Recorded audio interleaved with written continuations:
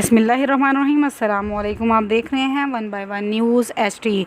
खबर शामिल करते हैं। डीएचओ ऑफिस झंग नाच गाने का सेंटर बन गया, आवाम जलील होने लगी, अमला डांस पार्टियां करने लगा।